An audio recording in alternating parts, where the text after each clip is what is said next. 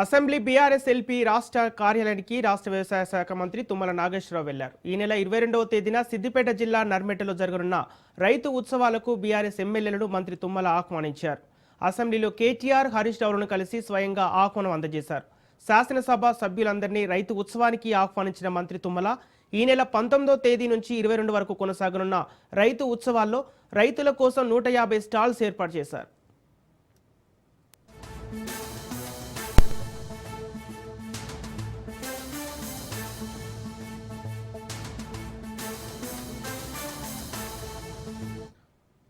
Assembly BRS LP కార్యాలయానికి రాష్ట్ర వ్యవసాయ శాఖ మంత్రి తుమ్మల నాగేశ్వరరావు వెళ్లారు. ఈ నెల 22వ తేదీన సిద్దిపేట జిల్లా నర్మెటలో జరగనున్న రైతు ఉత్సవాలకు బీఆర్ఎస్ ఎమ్మెల్యేలను మంత్రి తుమ్మల ఆహ్వానించారు. అసెంబ్లీలో కేటీఆర్, హరీష్ రావులను కలిసి స్వయంగా ఆహ్వానం అందజేశారు. శాసనసభ సభ్యులందరినీ రైతు ఉత్సవానికి ఆహ్వానించిన మంత్రి తుమ్మల ఈ నెల 19వ తేదీ నుంచి 22 వరకు కొనసాగనున్న రైతు ఉత్సవాల్లో రైతుల కోసం 150 స్టాల్స్ ఏర్పాటు చేశారు. ఇదే అంశానికి సంబంధించి పూర్తి డీటెయిల్స్ మా ప్రతినిధి సునీల్ అందిస్తారు.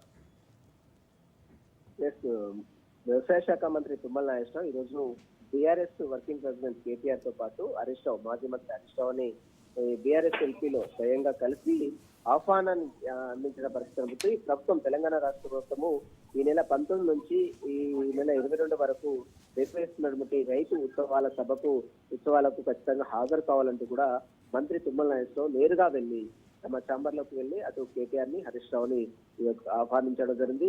ఇక సిద్దిపేట జిల్లా నర్మెటలో జరుగుతున్నటువంటి రైతు ఉత్సవాల సందర్భంగా దాదాపు 150 స్టాల్స్ ని ఏర్పాటు చేస్తున్నాం. రైతులకు సంబంధించినటువంటి అన్ని విభాగాలకు సంబంధించిన అంశాలు కూడా ఆ స్టాల్స్ రూపంలో తీసుకొస్తున్నాం. కాబట్టి రాష్ట్ర ప్రభుత్వం ఎంతో ప్రతిష్టాత్మకంగా నిర్వహిస్తున్నటువంటి యొక్క రైతు ఉత్సవాలకు తామందరూ కూడా హాజరు కావాలంటూ కూడా ప్రధాన ప్రతిపక్షంగా ఉన్నటువంటి బీఆర్ఎస్ నేతలందరూ కూడా హాజరు కావాలంటూ కూడా మంత్రి తుమ్మల నాగేశ్వరరావు ఈరోజు కేటీఆర్ ని, హరీష్ రావుకి ఆహ్వాన పత్రిక అందజేసిన పరిస్థితి కనబడుతుంది. అయితే బీఆర్ఎస్ ఎల్పీకి మంత్రి తుమ్మల నాగేశ్వరరావు వెళ్లడం కొంత రాజకీయంగా అయితే చర్చ మాత్రం కొనసాగుతుంది. Sampath. Okay, right, thank you Sunil.